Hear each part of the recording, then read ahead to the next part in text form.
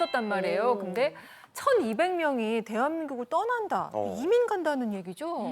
네, 그렇죠. 그 백만장자 1,200명이 떠난다 그런 뉴스 아까 처음에 이재성 아나운서가 전해주셨는데요.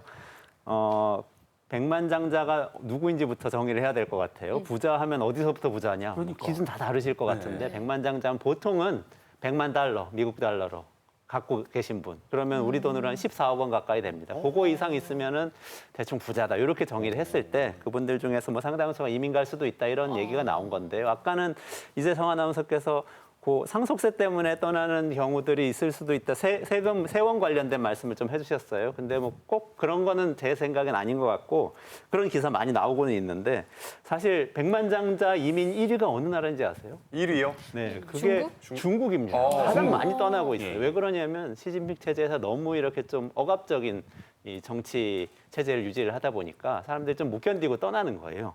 그런데 사실 중국엔 상속세, 재산세가 없습니다. 부자들이 거기 살기는 세금으로 보면은 되게 좋아요. 그렇지만 떠나는 거죠. 다른 이유가 많이 있는 건데 또 이제 떠나서 많이 가는 나라가 어딘지 보면 캐나다하고 호주거든요. 근데 캐나다하고 호주 딱 생각하면 뭐 생각나세요? 자연이. 그렇죠. 자연이 굉장히 환경 좋고 복지가 노후 복지가 잘 돼 있고 이런 나라들도 많이 가시는 측면이 있고 또 사실 캐나다하고 호주가 상속세가 없긴 한데 또 국가마다 세금이 다 달라서 캐나다는 자본이득세라는 게 있어요. 그래서 상속받을 땐 세금을 안 내요. 근데 상속받은 재산을 팔면 3분의 2 정도까지 한 2억 5천만 원 이상 벌면은 66.7% 세율을 부담해야 되고 호주도 또 비슷합니다. 이런 것들이 좀 복잡하게 얽혀 있고 우리나라도 사실 중국 분들은 뭐 정치적으로 억압되어 있는 게 좀 문제겠지만 우리는 좀 더 나은 노후의 삶의 질 이런 걸 찾아가지고 떠나시는 게 아닐까? 뭐 이런 생각도 좀 듭니다. 그러니까 정리해보자면 부자들이 이민을 선택하는 이유가 상속세만은 아니다라는 거네요. 아, 그렇죠. 국가마다 세제가 좀 복잡하기 때문에 어느 나라에 갔다고 해서 왜 나한테 꼭 유리하다고 상속세 없는 나라에 갔다고 해서 상속재산 많은 분이 꼭 유리하다고 볼 수는 없어요. 왜냐하면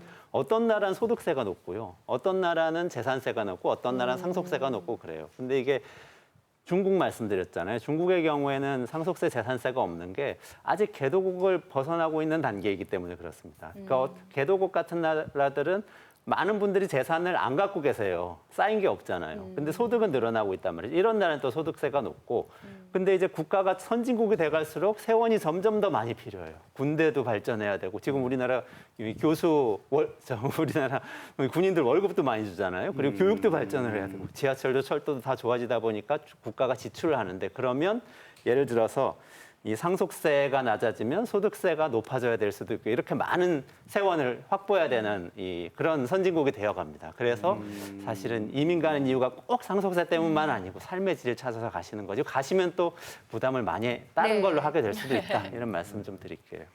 이제 저도 이제 뭐 어머니 돌아가셨을 때 상황을 생각해 보면 처음에는 뭐 그런가 보다 하고 이렇게 있다가 멍하니 있다가 막상 또 이제 상속세를 내야 하는 상황이 되면 이걸 어떻게 절세할 수 있을지 생각을 하게 되더라고요. 그리고 또 이제 부모들 입장에서 상속세 생각을 안 할 수는 또 없거든요. 좀 기왕이면 한 푼이라도 더 자식한테 물려주고 싶은 마음이 있잖아요. 실제적으로 우리나라는 이제 사망세라고 있어요. 이 사망세라고 있는데 이 사망세가 사실상 이제는 상속세로 이제 전이가 된 거거든요. 근데 사망세가 뭐냐라고 이제는 좀 궁금해하실 겁니다. 그러니까 예를 들어서 A라는 분이 계세요. 이 A라는 분께서 돌아가셨습니다.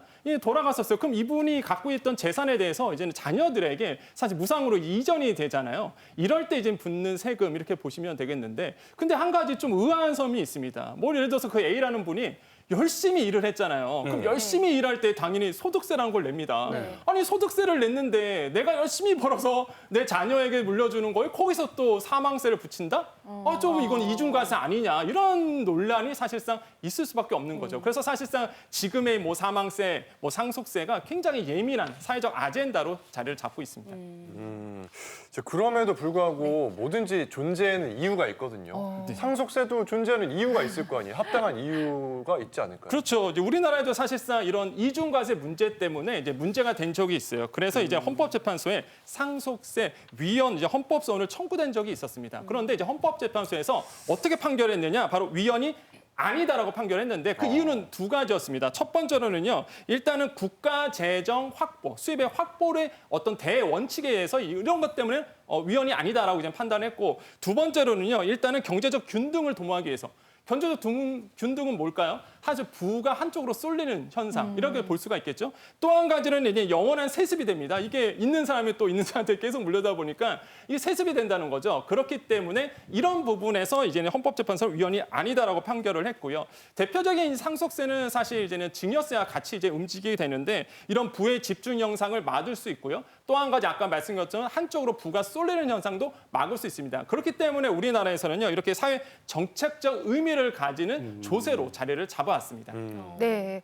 상속세가 혹시 사라지면은 그럼 다른 세금이 좀 오를 가능성이 있는 건가요? 그렇죠. 어차피 국가재정 우리나라만 하더라도 뭐 1년에 한 650조 원 정도 운용을 해야 되는데 한쪽 세금이 줄어들면 다른 쪽이 늘어날 수밖에 없겠죠. 그럼 소득세를 늘리거나 재산세를 늘리거나 뭐 이렇게 될 것 같고요. 그렇기 때문에 국가마다 다 부담하는 게 다른데 결국 우리가 제 생각엔 생각해야 될 거는 국가 운영하는데 650조 원이 들어요. 그럼 누가 얼마만큼 낼 것인가 여기에서 사회적으로 합의를 굉장히 잘 해야 되거든요. 근데 우리나라 같은 경우 상속세가 사실은 하고 있는 역할이 또 굉장히 커요. 어떤 거냐면은 상속세 내시는 분들이 어떤 분들인지 보면 재산이 굉장히 많은 분들이세요. 우리나라 상속세 중에서 한 60% 정도인 8조 원 정도를 500억 원 이상 재산 물려주시는 분들이 내시거든요. 그분들이 작년에 국세청에서 발표한 거 보면 38명이세요. 그러니까 사실은 재산 많은 분들 우리가 좀 이렇게 질시하고 이럴 게 아니고 이분들 세금 존중해주는. 많이 내가지고 예. 사회를 운영하는 데 도움이 된다. 우리 자녀들 학교 다니는 데도 도움이 된다. 이렇게